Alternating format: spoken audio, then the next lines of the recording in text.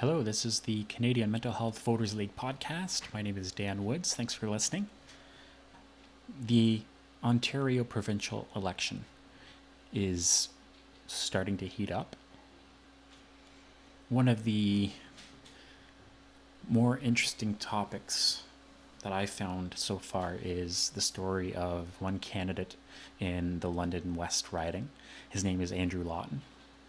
Now, Lawton, who was handpicked by Doug Ford to be the candidate for the PC party in that riding, he was not elected on a local ballot as most candidates are.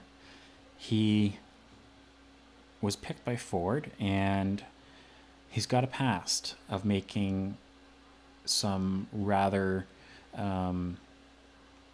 terrible comments, some misogynistic comments, racist comments. He's made homophobic comments, and not just a couple. There's been a lot in his past. Tweets he's made, comments he's made on his 980 AM radio show, on his podcast, which was called Strictly Right. A lot of things this man has said have been unacceptable. And he has blamed, he's blamed pretty much all of these comments on a mental health crisis that he went through between 2005 and 2013. So this raises a couple different issues that are important to both mental health and politics.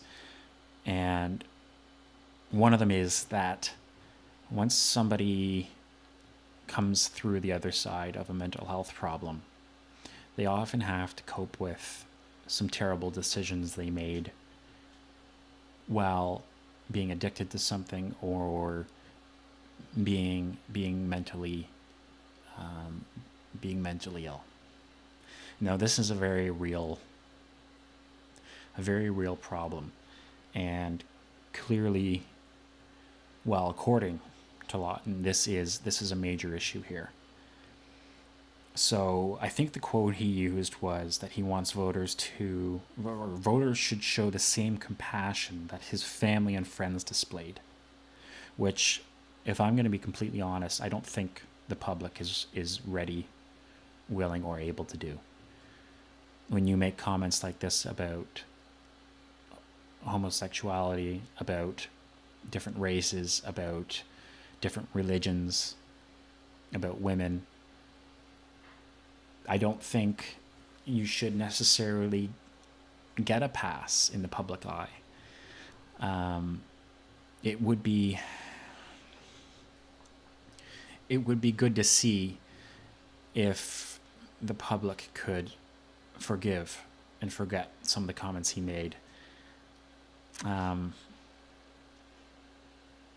But another problem is this is a bit of a blanket statement blaming this all on a mental health crisis, because Mr. Lawton is far right. He's a social conservative. There's no doubt about that.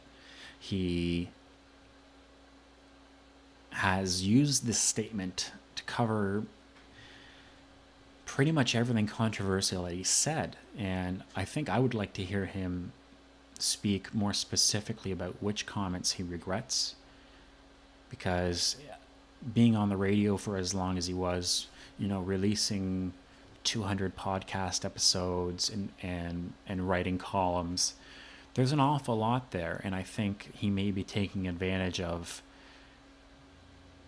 a mental health problem, which is a very legitimate problem, to kind of wipe away anything controversial or offensive that he's ever said, which I don't think is the right thing to do. And he has said that the mental health crisis, which he sought help for up until about 2013, was the reason he said a lot of this stuff or tweeted a lot of this stuff. However, he said some pretty disparaging comments after that point, which I don't know if he's going to still use that as an excuse for those comments as well. Another really interesting thing that this brings up is that Andrew Lawton is clearly somebody who understands the mental health system and a lot of its pitfalls, where it can be improved.